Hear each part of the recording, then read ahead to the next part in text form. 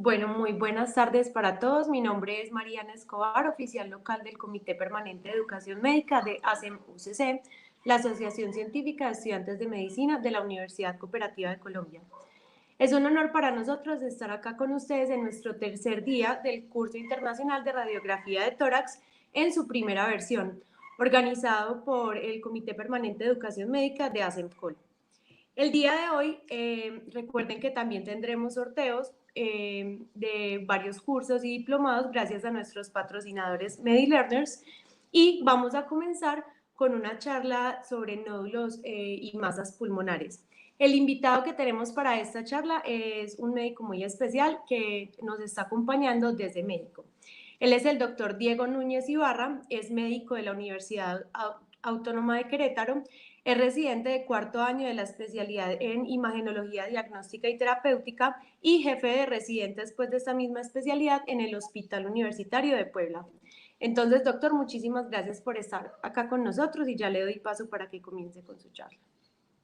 Muchas gracias por la invitación, doctora. Primeramente, quisiera agradecer a la Asociación de Sociedades Científicas de Estudiantes de Medicina de Colombia, o ASEMCOL, y al Comité Permanente de Educación Médica, o ESCOME, así como a MediLearners, por la invitación y la oportunidad de compartirles parte de mi conocimiento y mi experiencia. Hoy vamos a abordar un tema que es, de hecho, técnicamente un poco controversial en el aspecto de los nódulos solitarios y las masas pulmonares en cuanto al abordaje radiográfico. Si no hay más dudas en este momento, vamos a dar inicio.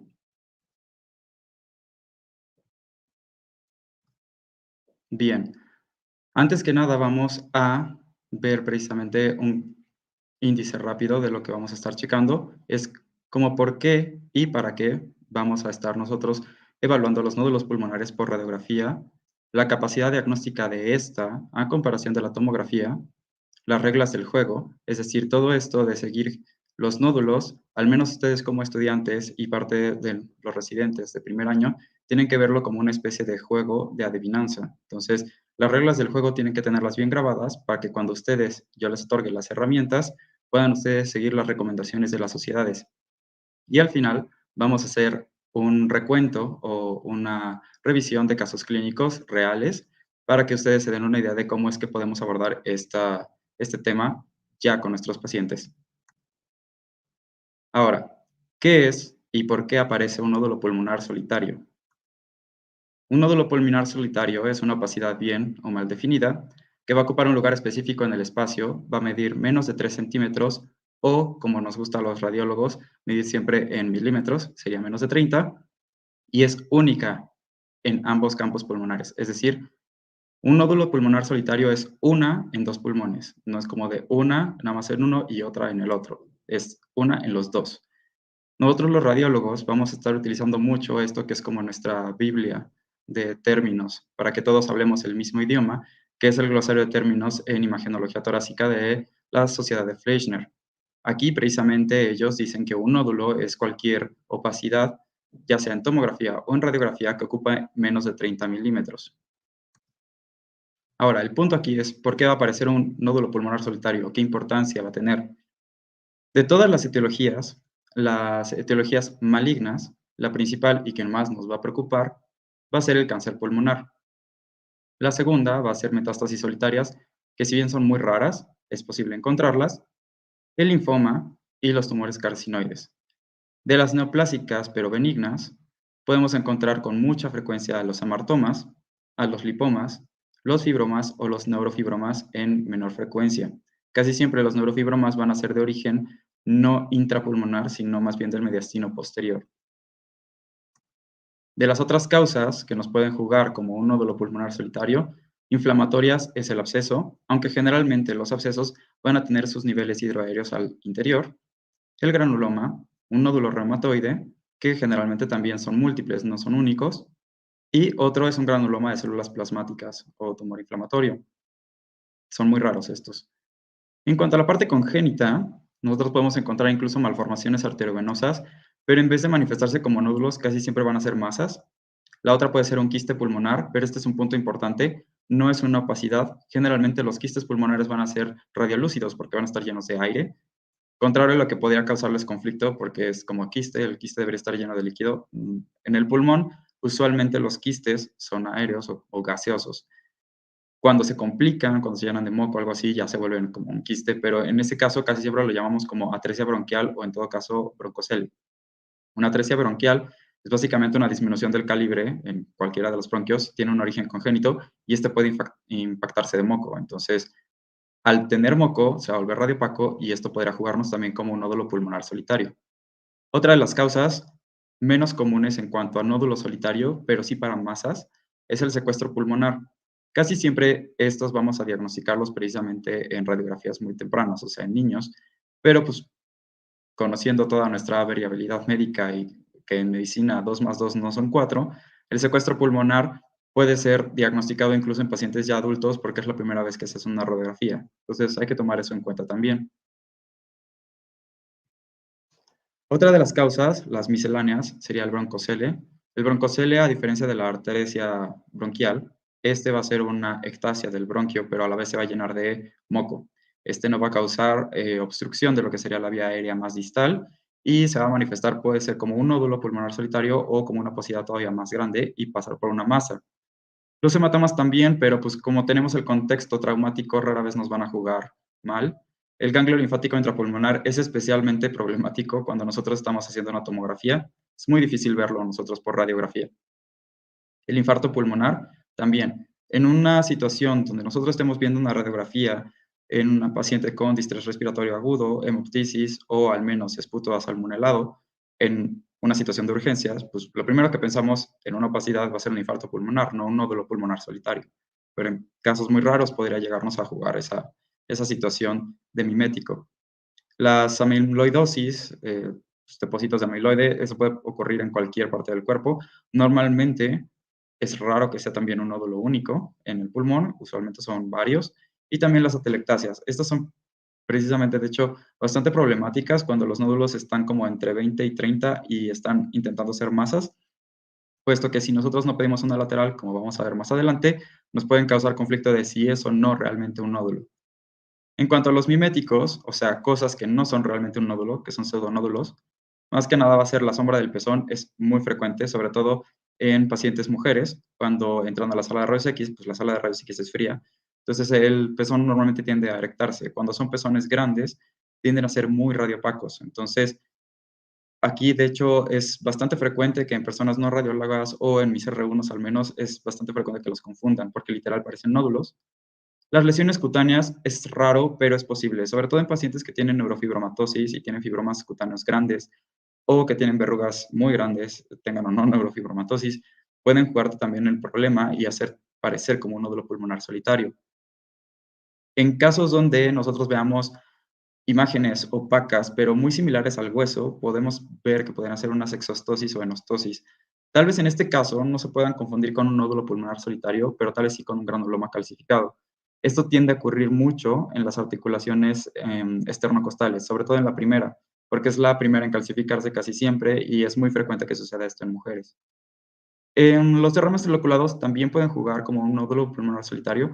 De hecho, como vamos a ver más adelante y como nos dieron la clase pasada en derrames pleurales, tenemos la existencia del tumor evanescente, que es básicamente una conjunción de líquido entre la cisura, ya sea media o la cisura oblicua, del pulmón derecho. Los vasos sanguíneos es sumamente frecuente que se confundan como nódulos, ya sea por los clínicos, por las personas no radiólogas o por los mismos radiólogos. ¿Por qué? Porque como bien sabemos y como vimos en las primeras clases, la radiografía es una suma de una imagen tridimensional, pero, o sea, obtenida en 2D. Entonces, vemos todas las estructuras que están en la caja torácica a la vez, no las vemos por pedazos o no las vemos por cortes. De tal manera que si tenemos un vaso viéndonos de frente, vamos a estar viendo su diámetro. Ese diámetro va a tener opacidad agua y nos puede jugar precisamente como un nódulo.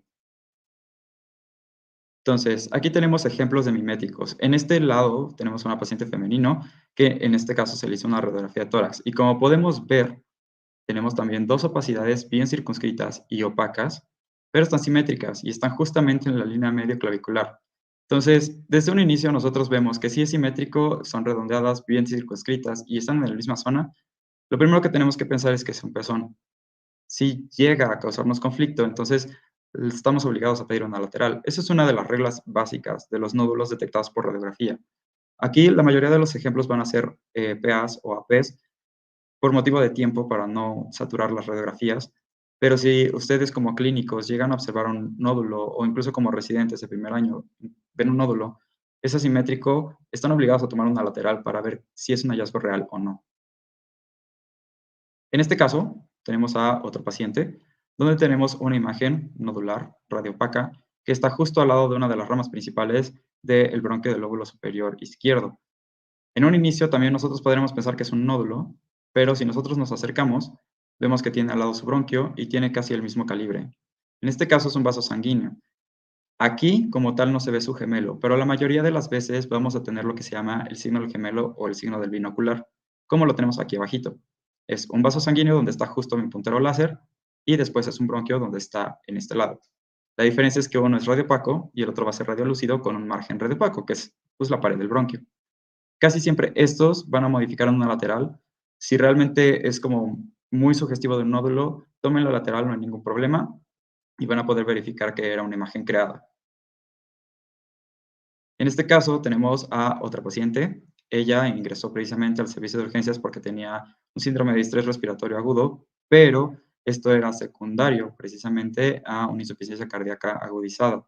Como pueden ver, y bien se lo señala la flecha, tenemos una imagen lenticular radiopaca localizada en lo que sería la topografía de la cisura media. Y nosotros, cuando hacemos precisamente una proyección lateral, vemos que en efecto está en esa localidad y que tiene esa forma lenticular. Esta opacidad es muy típica del líquido, es decir, densidad líquido, entonces lo primero que nos debe hacer pensar es que se trate de un derrame loculado, sobre todo ahorita por la clínica. Si esto nos hubiera llegado en una situación de consulta, podría igual causarnos un poco de conflicto y estaríamos obligados a tomar una lateral. Muchas veces no tenemos esa oportunidad porque a veces se va el paciente y estás, no sé, checando urgencias y de pronto cuando ya ves la radiografía el paciente ya se fue. Entonces, o es localizarlo o si no, simplemente sugerir la proyección lateral. En este caso está muy bien delimitada y no tiene ninguna relación con lo que sería los vasos sanguíneos, los bronquios.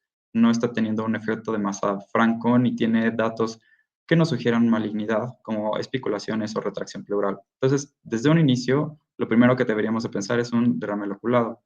Estos se les llama tumor evanescente, porque casi siempre cuando los pacientes tienen ya una resolución del cuadro clínico, va a desaparecer también.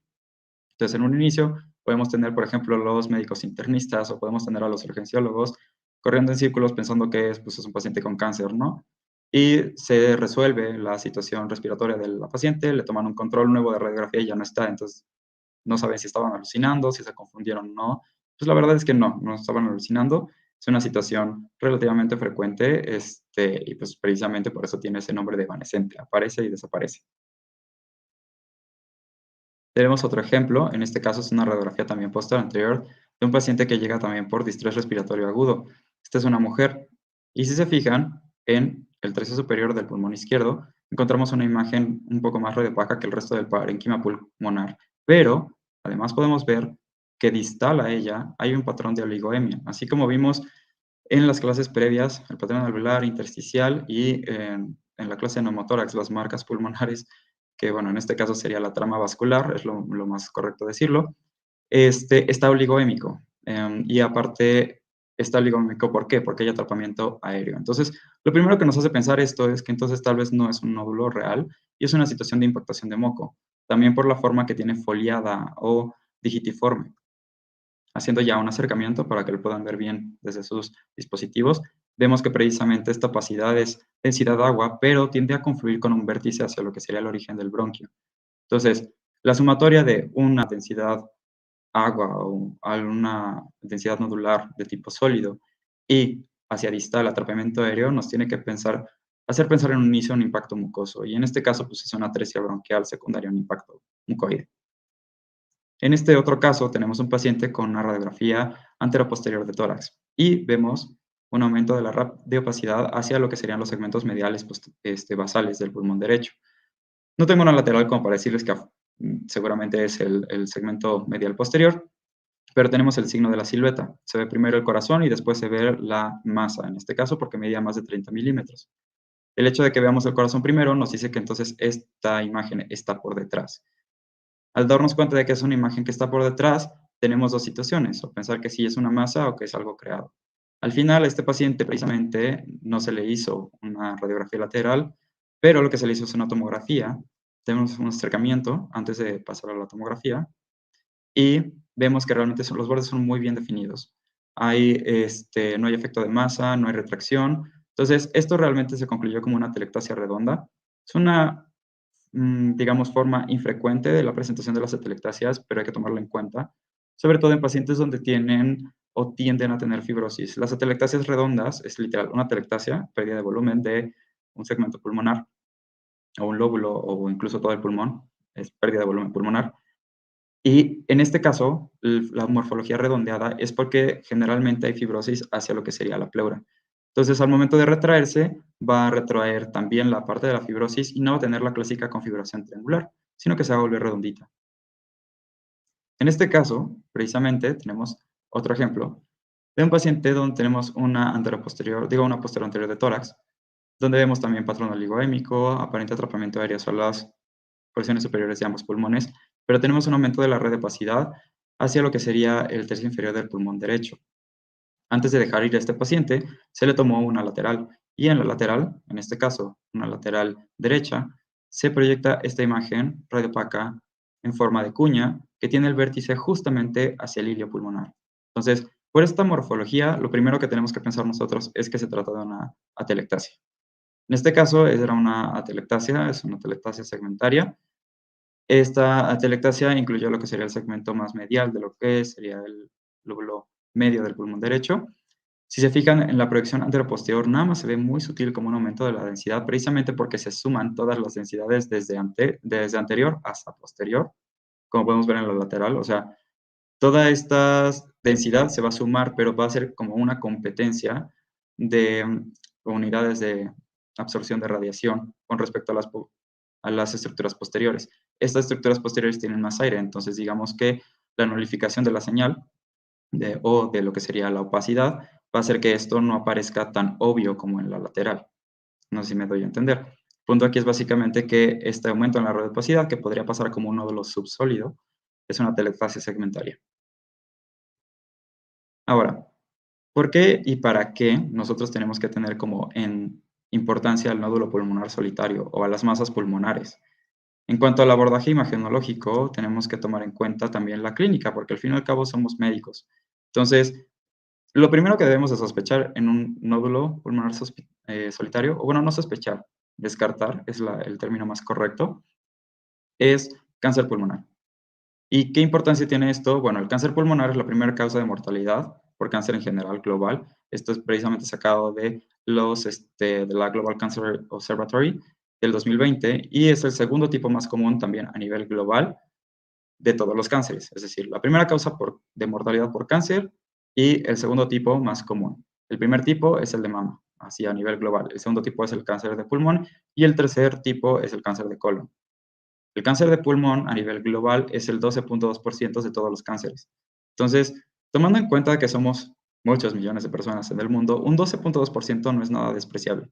Entonces, si nuestro primer abordaje es una radiografía y es un paciente que tiene un nódulo y un nódulo que no tiene características típicamente benignas, pensemos mal desde un inicio y démosle seguimiento. ¿Por qué también? Porque también es la tercera causa de muerte por cáncer en mujeres, siendo la primera, al menos en México, el cáncer cérvico-uterino, el segundo el cáncer de mama y el tercer también causa de muerte de cáncer pulmonar. En Colombia la verdad es que desconozco las estadísticas, pero a nivel global también sigue siendo la tercera causa de muerte.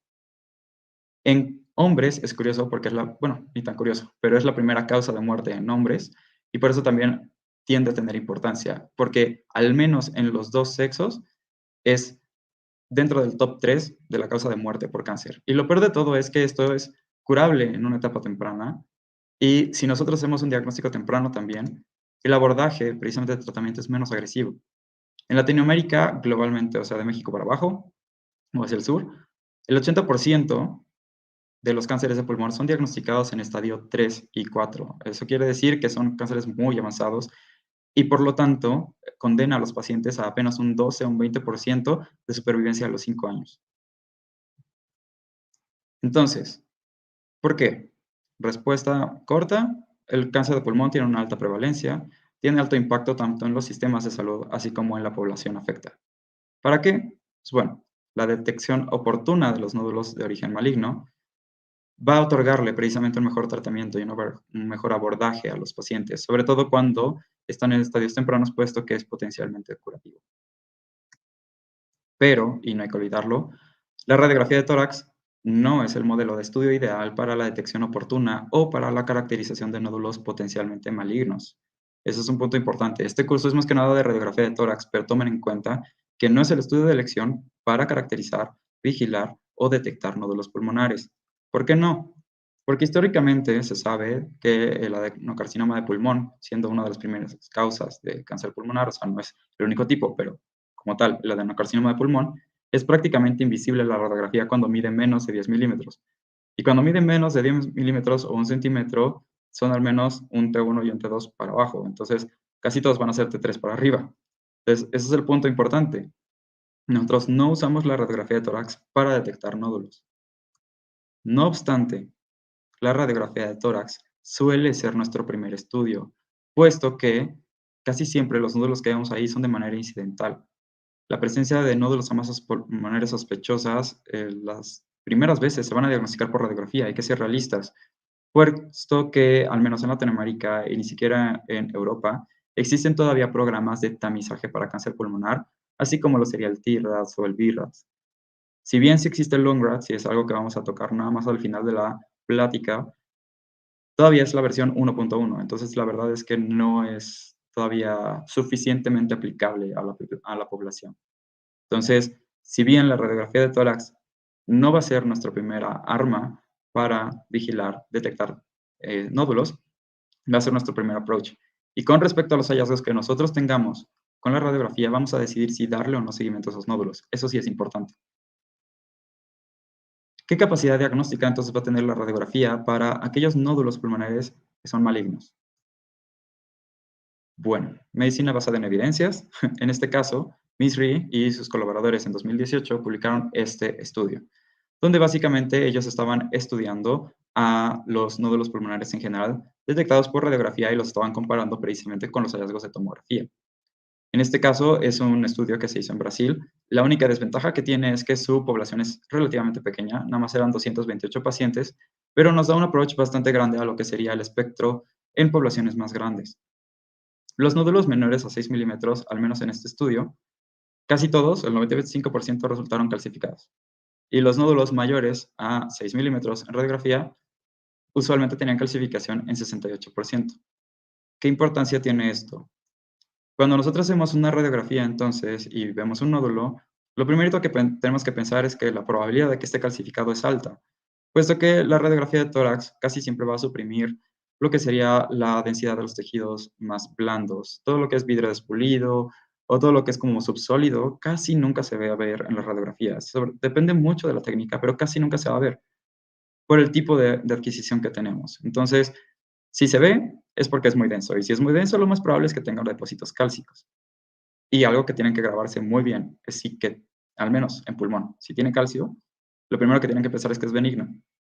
Entonces, eso nos ayuda. O sea, el hecho de que Misri haya hecho todo este estudio, nos digo que al menos los nódulos pequeñitos, los que sean menos de 6 milímetros, casi todos van a ser calcificados y con seguridad podemos respirar tranquilamente. Solamente aquellos que son mayores a 6 milímetros son los que pues, deberían llamar un poco más la atención.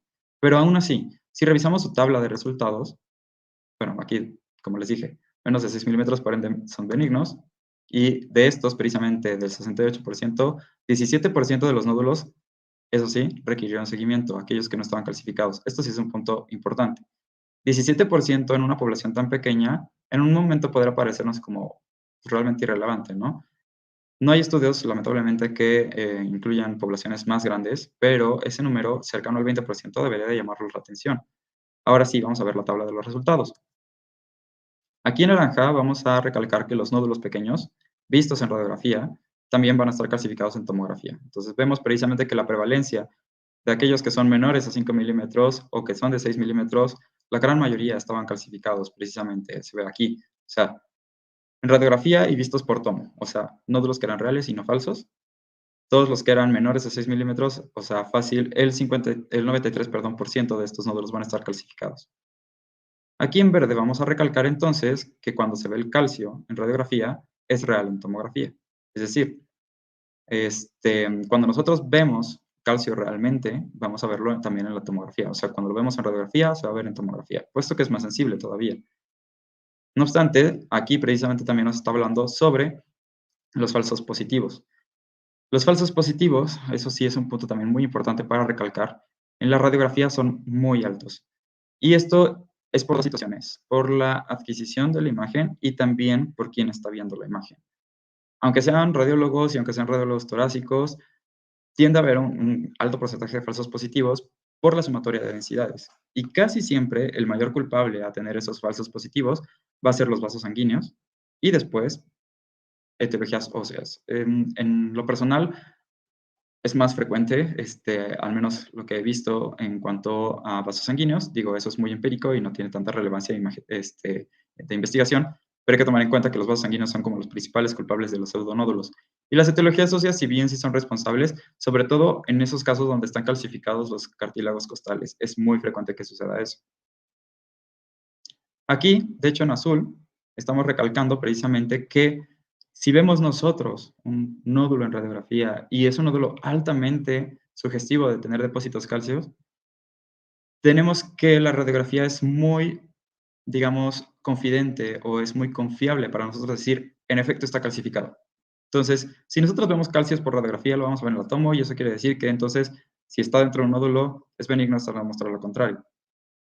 No obstante, hay que tomar en cuenta esto. Si nosotros vemos un nódulo y no nos consta que no esté calcificado, la verdad es que la radiografía no es buena para decir que no lo está, puesto que muchas veces los calcios son o muy pequeños o es leche cálcica, es un término radiológico y también patológico, donde los depósitos minerales son tan pequeños que no alcanzan a tener como una significancia en la opacidad de las radiografías. Entonces hay que tomar mucho ojo en eso. Si lo veo cálcico en radiografía, sí está calcificado. Pero si no lo veo cálcico o me causa duda, no debo de confiarme. Ahora, otra nota importante en cuanto a este estudio es que este estudio solamente se enfocó en nódulos sólidos, precisamente porque los nódulos sólidos son los que se ven por radiografía. Los subsólidos y los de vidrio ilustrado prácticamente son imposibles de ver. O sea, sí hay casos donde se han visto precisamente aquellos como de vidrio espulido, pero pasan primero con sólidos y cuando le hacen la tomografía se dan cuenta de que son vidrio espulido. ¿Por qué? Por básicamente la definición de sólido y de vidrio espulido en este caso. Casi todos los nódulos que vamos a ver en radiografía van a tener vasos atravesándolos o vamos a poder ver los vasos alrededor. ¿Por qué? Porque son vasos o que están adelante o que están atrás del nódulo. Entonces, no porque veamos vasos sanguíneos a través del nódulo vamos a decir que es vidrio espulido. O sea, todos los nódulos que vamos en radiografía en un inicio van a ser de sospecha sólido. Eso sí también grábeselo muy bien. Ahora, este otro estudio que se hizo en el 2000 es un estudio viejito, pero es un estudio viejito que ha envejecido bastante bien.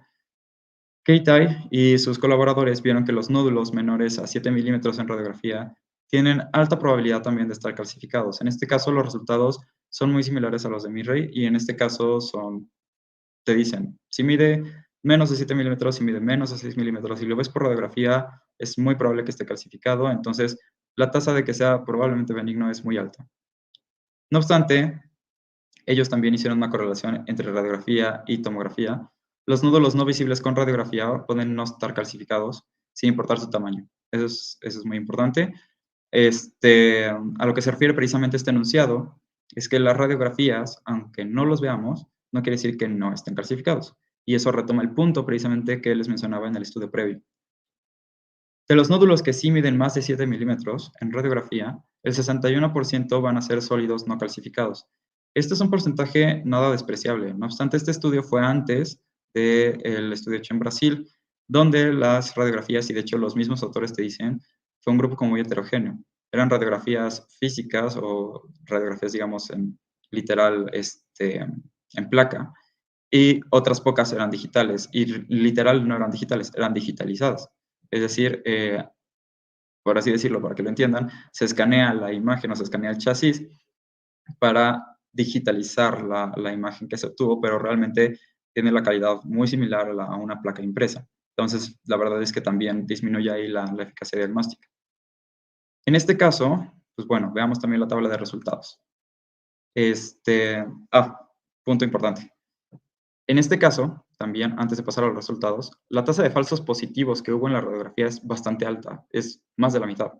Entonces, hay que tomar en cuenta también esto, y por eso hay que entender que la radiografía no es el estudio de elección para ver los nódulos. Casi todos los nódulos que vamos a estar viendo, al menos un poquito más de la mitad, van a ser falsos, a menos que los veamos en una lateral. Cuando pedimos una lateral y los vemos en las dos proyecciones, la tasa baja por mucho y baja al menos del 10% de falsos positivos. Ahora sí, veamos la tabla de los resultados. En este caso, en verde, tenemos que ver que los nódulos, si son pequeños y se ven por radiografía, quieren decir que están calcificados. Es decir, de 7 milímetros para abajo, todos estos, en la tabla, en la parte de calcificados, se fijan, está la gran mayoría de los nódulos. Y apenas se vieron que 7, 5, 5 y 3, dependiendo de las mediciones, no estaban calcificados. Básicamente es el 61% de los visibles en radiografía eran sólidos calcificados.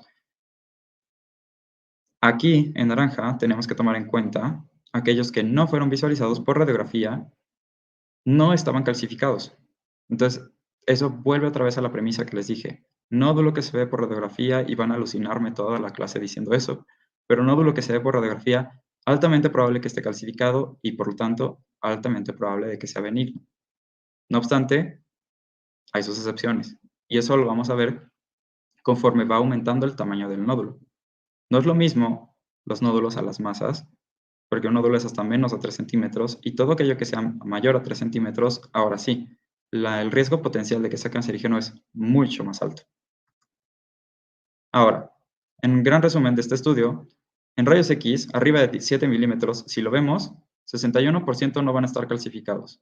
Es nada despreciable y, como les dije, va en relación al tamaño. Conforme más grandes sean y más los vayamos viendo en la radiografía, empiezan a tener más conjunción, más celularidad y ser más tejido blando, entonces hasta más de la mitad pueden ser no calcificados y es aquellos los que vamos a empezar a seguir.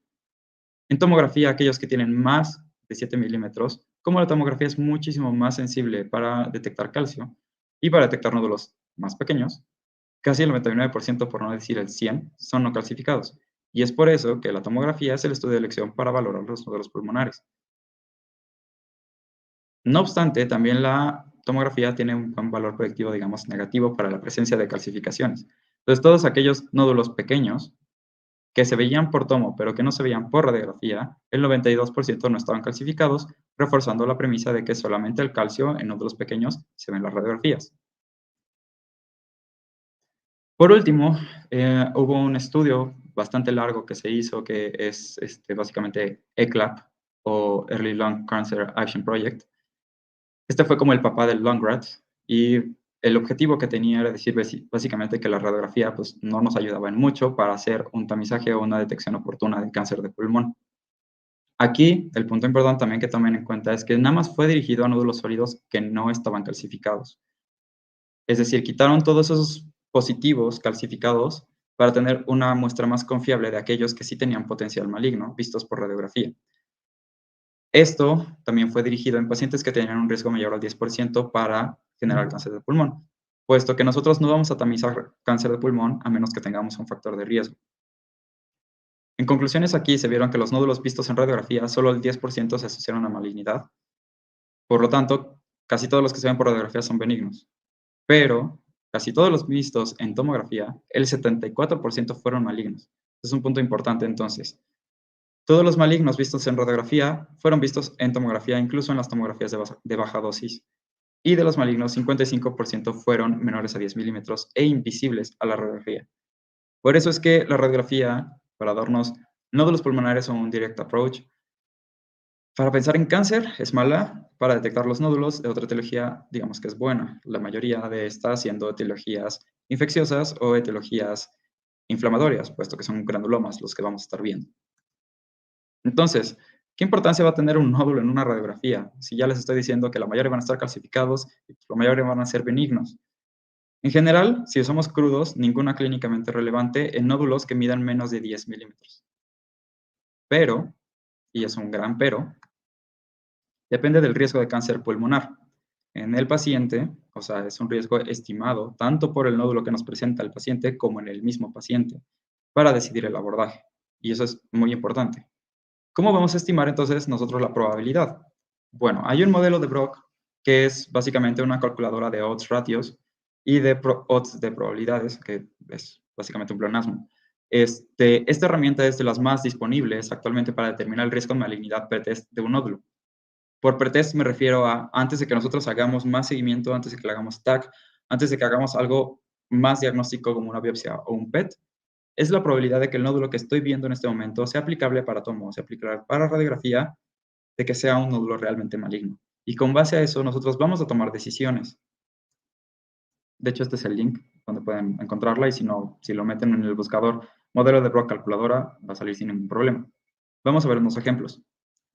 Aquí tenemos un hombre de 65 años, sin antecedentes heredofamiliares de cáncer pulmonar, tiene diagnóstico de enfisema pulmonar, tiene un nódulo único de aspecto sólido de 7 milímetros en la base pulmonar derecha, justamente aquí donde las flechas están diciendo está aquí.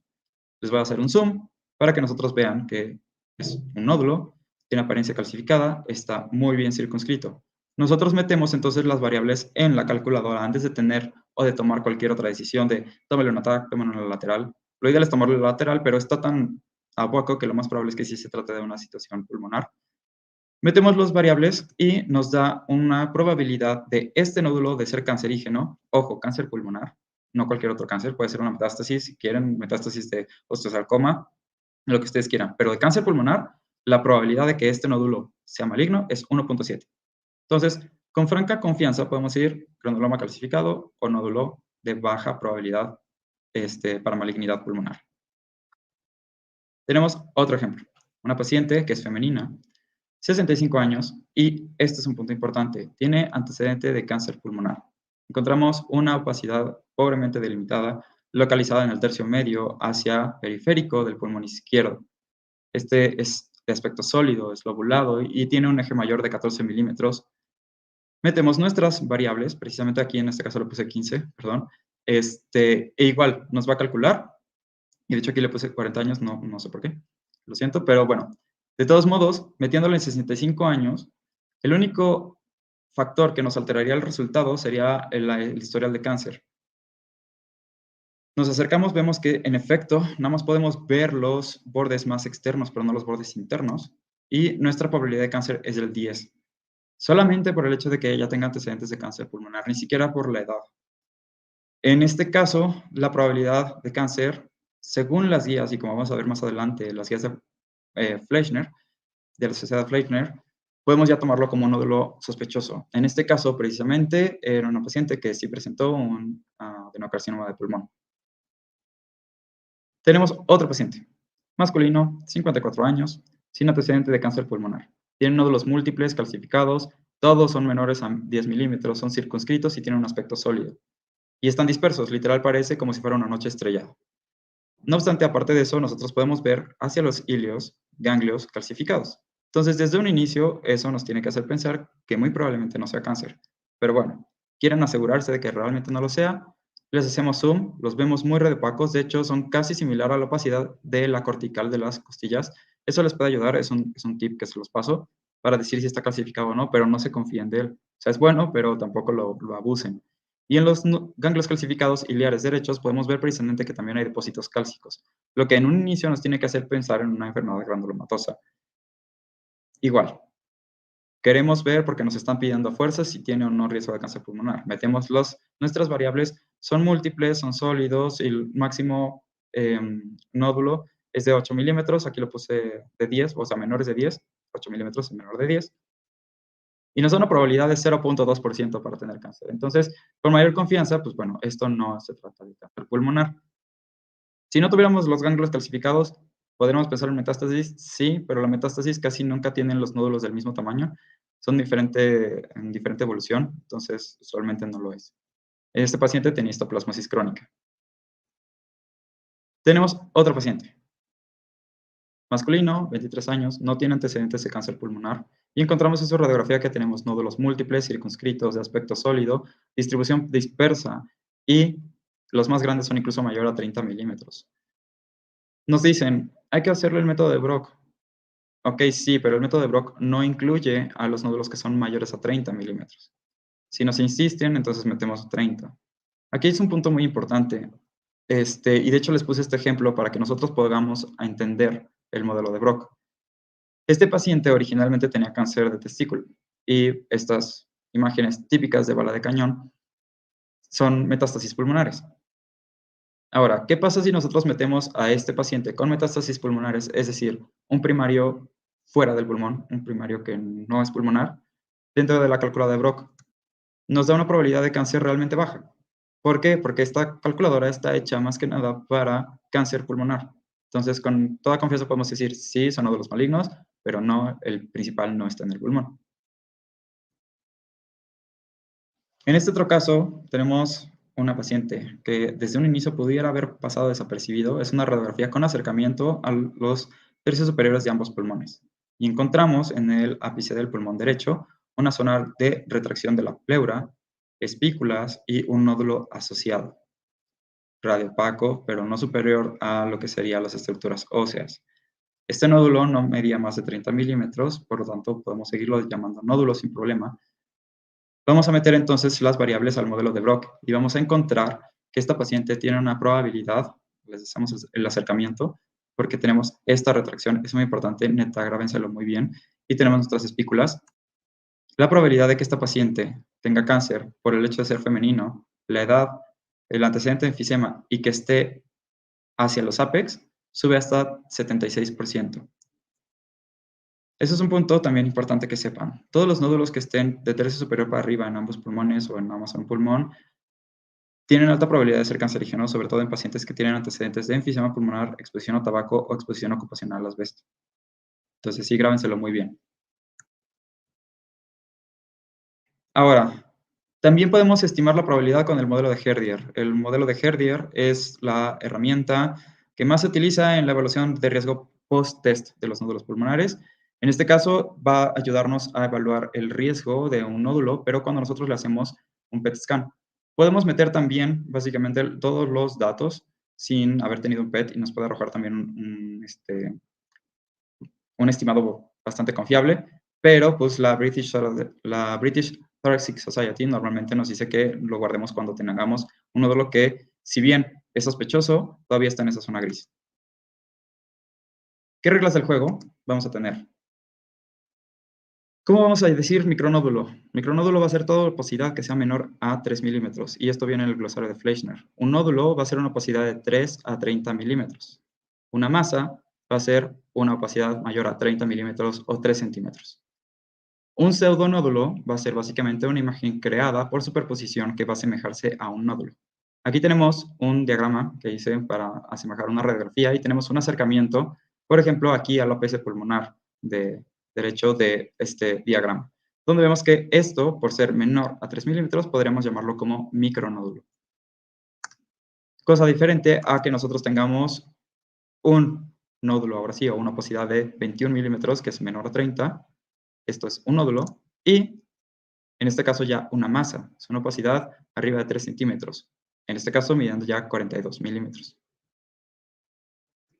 Otras definiciones que también tenemos que tomar en cuenta es cómo clasificar a la opacidad, si en sólido, en vidrio pulido o en mixto. En radiografía es sumamente difícil distinguir todos estos porque la mayoría de todos los nódulos vamos a encontrarlos como esto. Siendo estrictos, estos son términos de tomografía, entonces casi siempre en las radiografías nosotros estamos obligados a poner aspecto sólido, porque no nos consta que es sólido, no nos consta que es subsólido y no nos consta que sea parte sólido. Esa es la última palabra, lo tiene la radiografía, digo, la tomografía. Y en específico la tomografía de alta resolución. Otra definición importante que sí tiene que tomar en cuenta es incidental. Es una imagen cuya presencia no estaba esperada en un paciente o una opacidad no estaba esperada e implica un hallazgo de importancia. Es decir, por ejemplo, en este paciente le hicieron una radiografía por evaluación prequirúrgica. Entonces encontramos esta opacidad nodular, es un hallazgo de importancia y es un nódulo pulmonar solitario incidental. ¿Cuándo no es incidental? Cuando tenemos una imagen cuya presencia es esperada y hace su aparición. En este caso, es un fumador con hemoptisis y de hecho, desde un inicio podría hacernos pensar que esto es un derrame loculado, pero no lo era. En este caso, sí era un carcinoma bronquialveolar. Entonces, ojo, en los incidentales y no incidentales. puesto que las guías y las sugerencias de las diferentes sociedades de imagenología torácica van a tener diferentes objetivos, ya sea los nódulos incidentales o los que no lo sean. Nunca olvidar, sobre todo ustedes que van para médicos generales o aquellos que están en los primeros años de la residencia de imagen, que una sola proyección no es válida. O sea, si nosotros tenemos la sospecha de un nódulo intrapulmonar, no se va a considerar intrapulmonar hasta que nosotros no lo veamos en una proyección lateral. Y aquí precisamente nuestro favorito miembro de la monarquía británica nos está diciendo que es bueno tener siempre dos perspectivas. Desde un inicio, si nosotros tenemos, por ejemplo, una radiografía AP y nosotros estamos viendo que su mano está en una disposición no muy agradable, pero tenemos una disposición lateral o una proyección lateral o una imagen lo que se diría ortogonal, vamos a ver que, en efecto, esa mano era una mano inocente y nada más nos estaba señalando que son tres cosas las que tenemos que tomar en cuenta para una radiografía y son las perspectivas AP, lateral y aparte tomar en cuenta el antecedente o las probabilidades de malignidad de cada uno de los nódulos.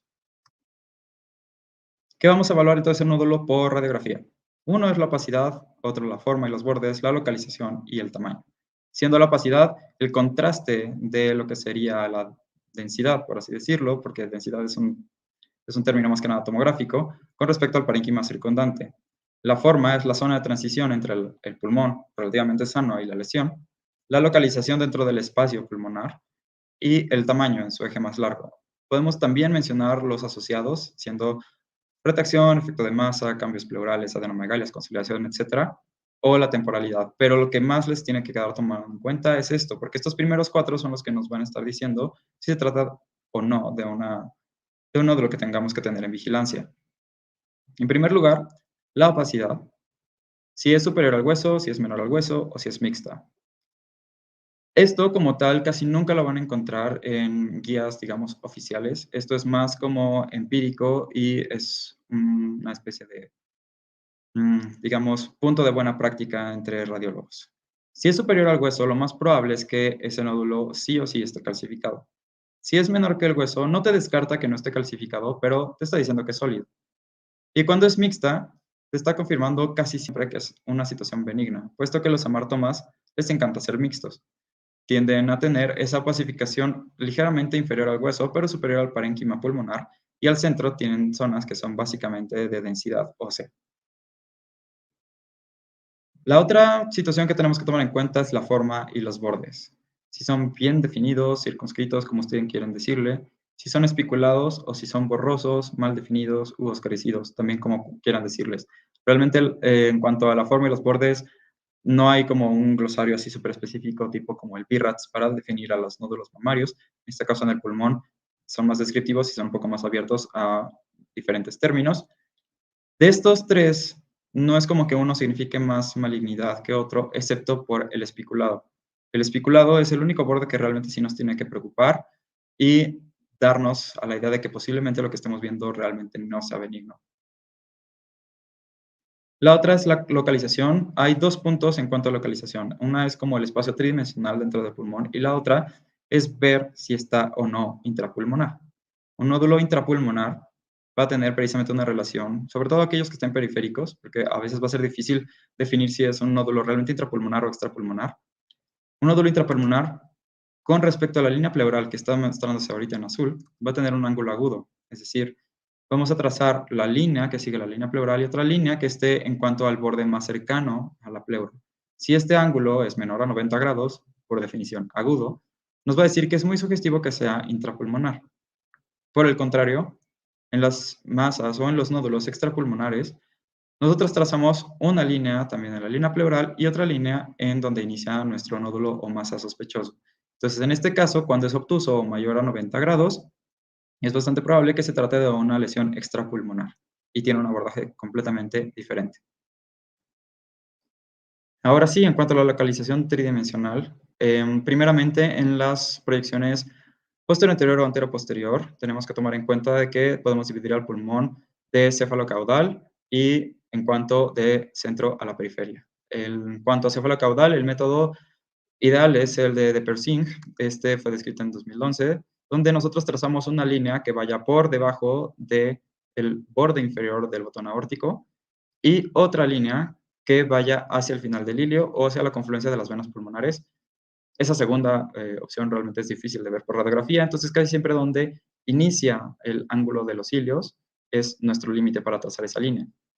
De ahí todo lo que sea cefálico es superior, todo lo que esté en medio de las dos líneas es medio, y todo lo que está abajo es inferior. Si no tenemos una proyección, tenemos todo el derecho a decir si es superior, medio o inferior. Ahora, esa es una coordenada. La otra coordenada es qué tan alejado o no está de la línea media.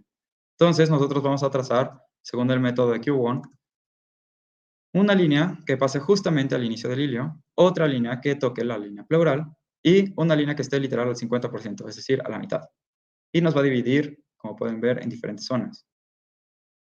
Lo mismo podemos hacer con el hilio y la pleura hacia apical, hacia central o hacia basal, siendo nuestra línea media la que nos divide nuestros dos segmentos. De aquí, todo lo que quede entre este segmento iliar y lo que esté antes de la segunda línea se llama central. Todo lo que esté de la segunda línea para afuera es periférico. También podemos nosotros encontrar que todo lo que esté dentro de los primeros 4 centímetros del hilio se conoce como central, pero pues rara vez vamos a estar midiendo realmente cuántos milímetros o cuántos centímetros está del hilio. Cuando tenemos una lateral, la historia cambia. Cuando tenemos una lateral, estamos obligados a decir en qué segmento está. Y precisamente, pues, aquí está la división. Es muy conocida entre al menos los radiólogos de primer año, los o los de segundo año, y es importante tomarlo en cuenta. La otra es el tamaño. El tamaño es, sobre todo en los nódulos que están espiculados, hay que ignorar las espiculaciones. Es decir, no voy a medir de aquí a acá, voy a medir nada más la zona sólida, es decir, esta parte. Y cuando son subsólidos o partes sólidos, vamos a encontrar que tiene un eje largo sólido y un eje largo de vidrio pulido. Cada uno va a tener su importancia. No obstante, esto es irreal. En la radiografía de tórax, la verdad es que es muy difícil ver eso, por no decir imposible. Ojo, no existe una característica patognomónica de presentación del cáncer pulmonar por medio radiográfico o tomográfico, de tal manera que por eso estamos obligados a hacer los seguimientos de los nódulos pulmonares. ¿Qué evaluar un nódulo en tomografía de alta resolución? Igual, su composición, bordes, localización, tamaño, densidad y asociados. No obstante, debido a que esto es básicamente un curso de radiografía de tórax, esto es otra historia que eventualmente podríamos tocar más adelante. ¿Qué recomendaciones de la Sociedad Fleischner en este caso tenemos? Las recomendaciones para el seguimiento de los nódulos pulmonares por la Sociedad Fleischner solamente es aplicable a aquellas personas mayores a 35 años de edad.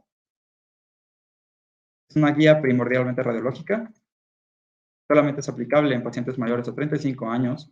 Considera un alto riesgo cuando nosotros estamos calculando el riesgo básico del nódulo, cuando es arriba del 5%. Está dirigido a nódulos incidentales solamente. Y define un nódulo sospechoso aquel que mide 6 milímetros para arriba. Este es el algoritmo inicial. Si nosotros tenemos un nódulo incidental en radiografía mayor a 6 milímetros, estamos obligados a solicitar una tomografía de alta resolución. En esta vamos a poder identificar si tiene densidad grasa o calcificaciones benignas. Si lo tiene, benigno. Si no lo tiene, entonces tenemos que buscar tomografías previas para comparar, lo cual es en un mundo ideal. Usualmente no va a suceder esto. Cuando sí tenemos una TAC al menos de 12 meses de diferencia, tenemos que ver si tiene un crecimiento mayor a 2 milímetros y si sí lo tiene, es maligno hasta no demostrar lo contrario. Si no tiene cambios, se considera benigno. En este caso, si no tenemos TACs previas o tomografías previas para comparar, tenemos que medir en TACAR precisamente sus ejes más largos y se divide en sólidos menores a 6, sólidos de 6 a 8 y sólidos mayores a 8 milímetros. Cada uno tiene su propio algoritmo, que es lo que vamos a ver aquí. Si es menos de 6 milímetros y es sólido, la probabilidad, y le hacemos su modelo de Brock, vamos a dividir el riesgo en alto, medio y bajo con estos puntos de corte. Bajo, menos 5%, media de 6 a 65 y alta arriba de 65%. Si es baja, nosotros podemos dar por entendido que es muy probablemente que este nódulo menor a 6 milímetros es benigno y no necesita seguimiento. No obstante, si el riesgo es medio o alto, se sugiere hacer entonces el seguimiento a un año con tomografía de alta resolución. Si no hay cambios definidos como un crecimiento arriba de 2 milímetros, es benigno. Si hay crecimiento, es maligno hasta no demostrar lo contrario. Eso es para el nódulo de 6 milímetros o menos sólido. Aquel que esté entre 6 y 8 milímetros y sea sólido, se le va a hacer entonces un seguimiento por tomografía de alta resolución de 6 a 12 meses. vamos a ver si hay crecimiento, es maligno, hasta no demostrar lo contrario, así de simple. Si no hay crecimiento en estos 6 a 12 meses, se hace ahora sí el modelo de Brock para malignidad. Si es baja, es benigno. Si es media o alta, seguimos vigilándolo de 18 a 24 meses, es decir, pedimos una nueva tomografía de alta resolución en 18 a 24 meses, dependiendo mucho del tamaño y el criterio médico, no es una regla inmutable. Si no hay cambio en todo este intervalo de tiempo, es benigno. Si hay crecimiento, es maligno hasta no demostrar lo contrario. Finalmente, Fleischner nos dice, un nódulo de 8 milímetros para arriba, sólido, se le va a aplicar el modelo de Brock para malignidad. Si es baja, no se va a dejar como inocente completamente. Si es baja desde un inicio, se hace una tomografía, pero en 3 meses, puesto que estos nódulos, que son un poco más grandes, si son malignos, tienden a tener crecimientos más acelerados. Si no hay cambios, se hace una en 9 meses. Si no hay cambios, se hace una en 24 meses. Y si finalmente, después de 2 años de seguimiento, no se hace como tal, no se ve un cambio, es benigno. ¿Qué pasa cuando nosotros tenemos un modelo de Brock para malignidad con una sospecha media o alta en un nódulo arriba de 8 milímetros? Directamente es maligno. Y si nuestras vigilancias, cuando al inicio era baja, en nuestras vigilancias denota crecimiento, igual es maligno, hasta demostrar lo contrario, y se tiene que hacer biopsia, o en todo caso, dependiendo de la preferencia del clínico o del tratante, puede incluso hacerse una segmentectomía. En cuanto a las recomendaciones de la Sociedad Británica, ya me lo vamos a terminar, se los puedo asegurar, cualquier nódulo pulmonar arriba de 18 años de edad se puede aplicar la recomendación sin ningún problema. Aquí es mucho más rápido, es una guía clínico-radiológica, por lo cual me gusta bastante. Aquí, literal, tanto los criterios clínicos y los radiológicos van muy de la mano. Es aplicable en personas desde más de 18 años de edad. Considera un alto riesgo a partir del 10%, no es tan estricta como la Fleischner. Recomienda el uso del modelo de Brock desde el inicio. Es dirigido a todos los nodos pulmonares, sean incidentales o no, lo cual eso también es muy aplicable. Utiliza el modelo de Herdier, que es otro modelo para la toma de decisiones. Y el nódulo sospechoso va a ser aquel nódulo que sea arriba de 5 milímetros. Una cosa que toma muy en cuenta la Sociedad Británica antes de pasar al algoritmo es la tasa de crecimiento. Ellos dicen que un crecimiento significativo es un volumen más del 25%. O sea, tenemos un volumen basal y si aumenta un 25% arriba de ese basal, ya es un aumento. Pero no solamente habla de eso, habla sino la relación en cuanto al tiempo. Se sabe que realmente el cáncer pulmonar o los cánceres de alta agresividad crecen muy rápido, en menos de 400 días de diferencia. Aquellos nódulos que tienen diferencias en tamaños de 400 a 600 días tienden a ser una probabilidad incierta de malignidad. No obstante, sigue siendo alta, entonces no podemos dejarlo simplemente ir. Y aquellos que tardan más de 600 días en doblegar su tamaño, es muy probable que sean nódulos benignos. De tal manera que su algoritmo se basa de la siguiente manera. Tenemos un nódulo incidental en radiografía. Se realiza su tomografía de alta resolución y si sus dimensiones son menores a 5 milímetros, tiene grasa o tiene calcificaciones, es benigno. Si no tiene ninguna de estas y su diámetro es menor a 8, es decir, de 5 a 6 todavía, le hacemos una tomografía a los 12 meses. Si es estable, otra tomografía a los 12 meses, sumando aquí ya 24 meses. Y aquí vemos, si tiene un aumento, que es más de 600 días, es benigno. Si tiene un aumento de 400 o 600 días, una biopsia o un seguimiento sería lo ideal, pero la mayoría de las veces esto ya se toma como maligno. Y un aumento en menos de 400 días, eso es maligno. En este caso, obviamente 24 meses es más de 400 días y más de 600 días, entonces pueden entrar en ningún problema en esta variabilidad.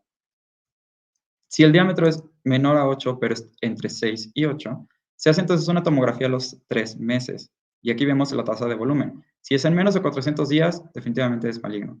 Si el aumento es más de 400 días, se hace un seguimiento muy similar a los del 5 a 6 milímetros de diámetro, es decir, un ATAC a los 12 meses. Si, por ejemplo, el diámetro es mayor a 8 milímetros, se va a valorar entonces el riesgo pretest. Aquí me faltó ponerle un no. Entonces, si el diámetro es mayor a 8 milímetros, el valor riesgo pretest se tiene que hacer por el modelo de Brock desde un inicio, dando que si es menos de 10 milímetros, el seguimiento va a ser igual a un nódulo de 5 a 6 milímetros, y si es mayor a 10%, el riesgo post-PET se tiene que hacer según el Herder. Entonces, se tiene que hacer una valoración por PET scan. Y aquí, haciendo la calculadora con PET, si el riesgo es menor al 10%, se hace el seguimiento igual como un nódulo de 5 a 6 milímetros. Si el riesgo es de 10 a 70%, se hace biopsia directamente, considerándose como maligno, y ya podemos decir que es definitivamente maligno cuando tenemos un riesgo arriba del 70% según el método de Herder. Finalmente, el tamizaje con Long-RADS es una detección temprana en pacientes con riesgo. No voy a ahondar mucho en eso porque la verdad es solamente con tomografía y al menos en Latinoamérica casi no se utiliza. Para que sepan, el objetivo es homogeneizar el reporte de las tomografías realizadas para tamizaje de cáncer de pulmón en pacientes con riesgo alto, definiendo pacientes con alto riesgo específicamente como los criterios de elegibilidad siguientes: mayores a 55 años, índice tabáquico arriba de 30 cajetillas por año, o índice tabáquico arriba de 30 cajetillas, pero con una suspensión del hábito menor a 15 años, o un índice tabáquico de 20 cajetillas al año, pero en pacientes que tengan EPOC, exposición ambiental, radioterapia, genética o antecedentes serofamiliares para cáncer de pulmón. Nota también muy importante que también quiero que se lleven es que el Long-RADS tiene una versión de 1.1 y es muy joven aún. Entonces, realmente sí puede ser aplicable en países donde tengamos toda la posibilidad de estar haciendo seguimientos en pacientes con riesgo alto. Si no, realmente pues no vale mucho la pena. Las categorías que tenemos, igual que en los otros RADS, van desde 0, 1 y 2, donde 0 es un estudio incompleto, negativo es un estudio básicamente donde no hay nódulos pulmonares, y el 2 es básicamente donde tenemos nódulos que son de apariencia benigna. El 3 es probablemente benigno y en estos es donde hacemos nosotros nuestro seguimiento, pero con una tomografía de baja dosis. El riesgo de malignidad aquí es de 1.2% y un likelihood ratio de 5%. Y es probablemente sospechoso cuando es 4A, con todos estos criterios, los cuales no voy a tocar precisamente por motivos de tiempo y de objetivos. 4B y 4X son aquellos que tenemos que tomar todavía más en cuenta porque son uno de los más sospechosos y el riesgo de malignidad son arriba de 15%, siendo que podemos hacer un Long-RADS S o un Long-RADS como otro en aquellos donde encontremos modificadores que nos puedan no quedar completamente en el 4 o no quedar completamente en el 3. Y antes de terminar, pues bueno, vamos a ver casos reales, más rápido y para que sea más interactiva la cosa, el ruedo y la vida real. Todos estos son casos reales, son paciente mujer de 63 años y tiene un protocolo prequirúrgico. Y como podemos ver, tenemos un nódulo aquí opaco, bien delimitado, ubicado en el tercio superior hacia la periferia del pulmón derecho. Nosotros le hacemos entonces su estimación de riesgo y vemos que tiene una estimación del 2%. Pero si ustedes me dicen, doctor, es que aquí le veo una espícula, ok, bueno, si tenemos entonces una espícula, aún así se queda con 5%, y si fuera por Fleischner sí tiene riesgo, si fuera por British no tiene tanto riesgo. En este caso se le hizo una radiografía 2 años después por otro motivo completamente diferente y vemos que el nódulo está estable. Entonces, eso es un nódulo benigno.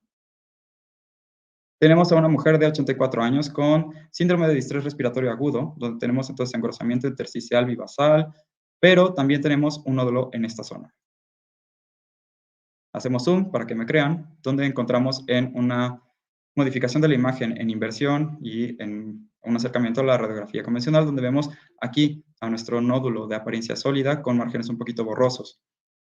En este caso, el nódulo, todavía más acercado, mide 6.6. Le hacemos su riesgo pretest, metiendo los datos de la paciente, y tenemos un riesgo de probabilidad para cáncer pulmonar de 3.1%, o sea, bajo. A ella se le hizo una tomografía por otra situación, y vemos realmente que la medición del nódulo en ventana para mediastino es de 6.6, idéntico a la radiografía, y aún así la probabilidad pretest es de 4.5%. Si nosotros decimos que son parte sólido, puesto que tenía un poco de halo de vidrio expulido alrededor. Entonces, ni siquiera es como para preocuparnos. La paciente 3, en este caso, es mujer, 77 años, tiene sospecha de bronquitis crónica y su doctor le manda la radiografía y vemos que tiene una opacidad nodular en esta zona.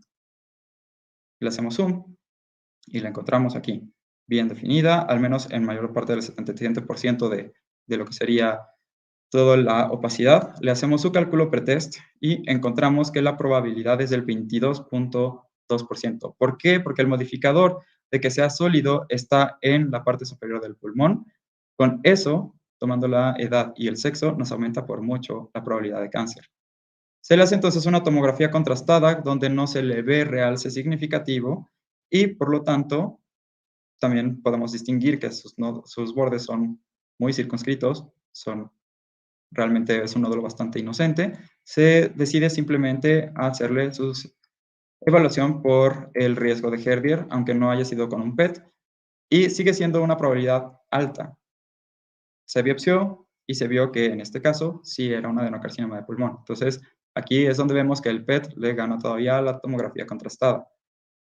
Paciente 4, mujer de 81 años, con disnea de medianos esfuerzos, vemos que tenemos también una imagen nodular de alta densidad hacia el tercio superior del pulmón derecho.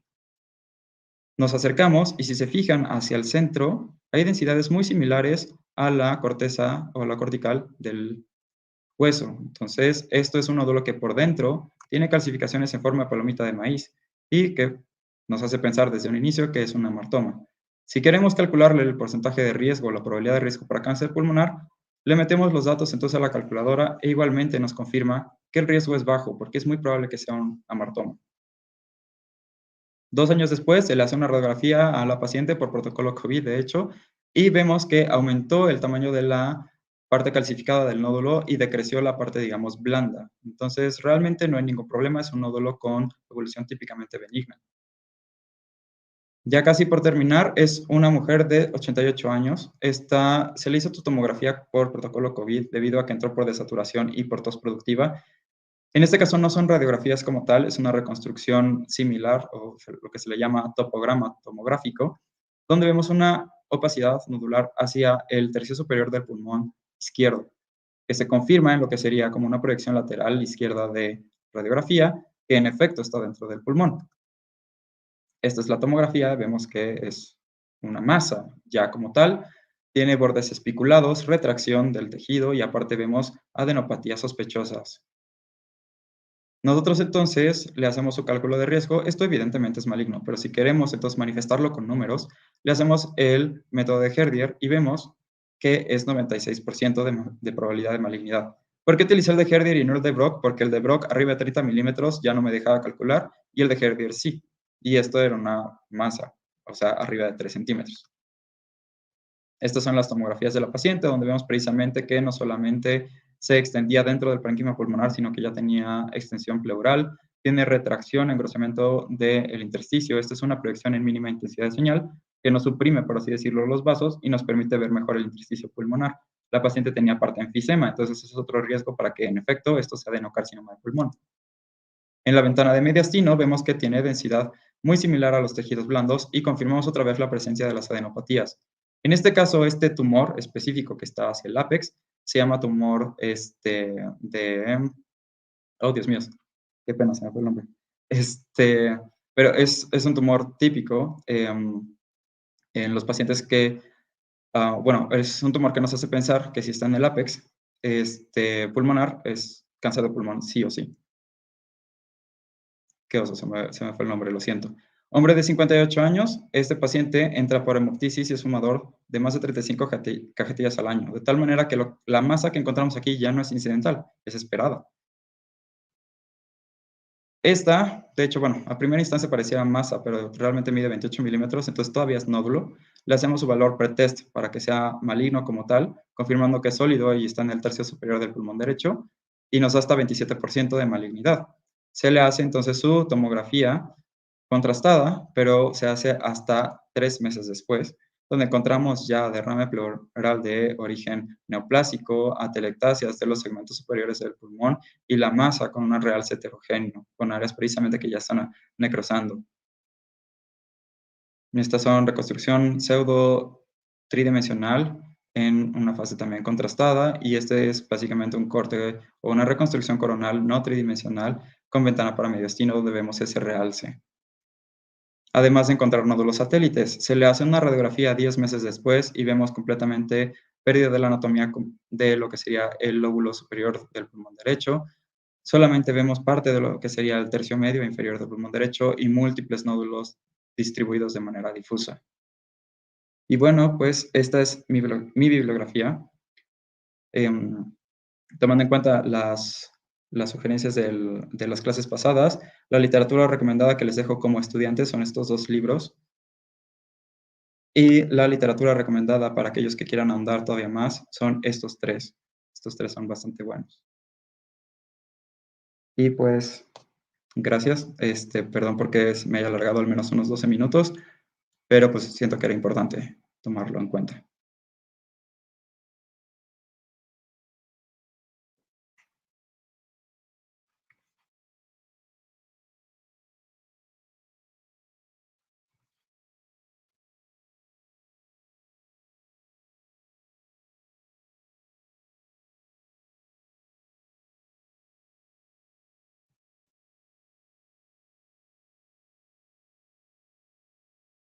¿Alguna duda, comentario o algo similar?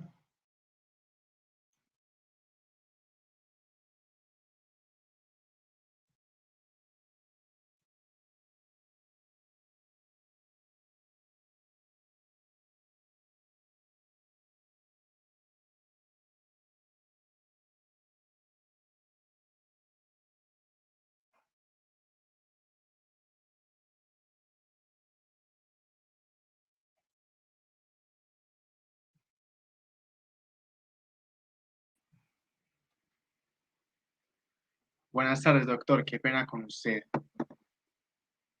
Doctor, Sí, ahora sí, ¿me ya te escucha? Qué escucho. pena.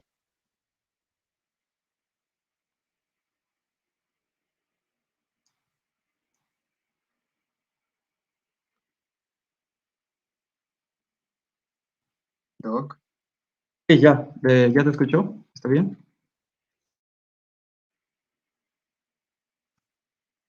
doctor Núñez. Hola.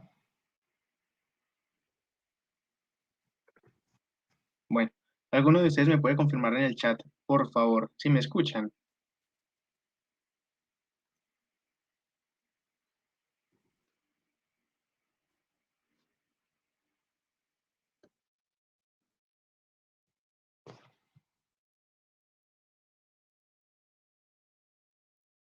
Intenté hablar si es posible, que yo veo que tiene el micrófono encendido, doctor.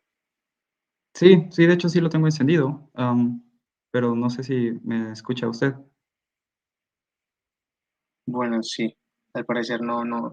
Me escuchan todos, pero pues no escucho al doctor, qué pena. De igual manera, pues esto es para darle cierre a esta ponencia por el momento. Muchísimas gracias, doctor, por acompañarnos en esta ponencia bastante completa, muy rica en casos clínicos, que es algo bastante importante e interesante, que yo sé que a muchos de nuestros colegas pues en toda Latinoamérica nos interesa mucho, pues nos gusta mucho escucharlo y pues así más bien es como aprendemos de una manera muchísimo más práctica. Y la verdad fue bastante completa. Le agradecemos mucho. Para nosotros fue todo un placer estar aquí con usted. Y en otros momentos estaremos contactándolo por si es posible que pudiésemos intercambiar nuevamente conocimientos y pues tenerlo como ponente en otro de nuestros eventos. Claro, sí, sin problema. Espero que ya me puedan escuchar, al menos los demás, Qué lástima porque no poderlo escuchar en este momento. sí. Sin embargo, de igual manera, quedamos en contacto. Eh, yo sé que todos quedamos bastante agradecidos. No he visto por acá. Ah, sí se le escucha. ¿Sí? Espérenme un Sí, yo sí, segundo. sí, sí te escucho. Doctor, hábleme, doc, porfa. Hola. Ah, bueno, ahora sí. Ah, ya. Es que en barra, ahora sí. Qué pena. Continúe hablando lo que usted estaba hablando, que ya es, como que mi computador está un poquito malito. Qué pena. Ah, ya, sí, no, no se preocupe. No, pues, o sea, nada más era como, qué bueno que les sirvió la plática. Este, y qué pena no recordar el nombre de ese tumor. Es como pregunta básica de residentes, qué oso. Ah, no hay problema, doctor. Eso nos pasa a todos. Usted no se acuerda del nombre de un tumor y uno no se acuerda de muchas más cosas. No hay problema. Total, ya no se usan los epónimos, entonces. Ujú. No, de igual manera, fue una charla bastante completa y cualquier cosa estaremos comunicando posteriormente nuestras preguntas o así para que usted de pronto pudiese responderlas oportunamente. ¿Le parece? Claro, sí, sin problema. Perfecto, doctor, y qué pena con usted los problemas que hemos tenido con el audio y de pronto demorarnos un poquito para responder. Ha estado algo compleja la conexión en estos días. Mientras me hayan escuchado todos los demás, está bien. Ah, sí, Sí, y sí, sí, ya vi en sí, uno de los ellos estaban comentarios, es el escuchando tumor aquí. de Pancoast. Gracias a Camila Biojo por decirme, pero sí, es el tumor de Pancoast. Gracias.